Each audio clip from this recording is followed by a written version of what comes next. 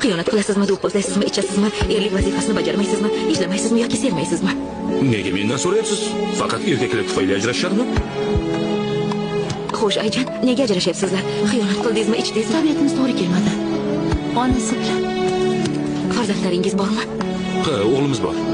Demak, sud orqali ajrashasizlar. Sizlar xavotir olmanglar. Biz o'zimiz hujjatlarni jo'natamiz. Bir oydan keyin rasman sizni ajratib qo'yishadi.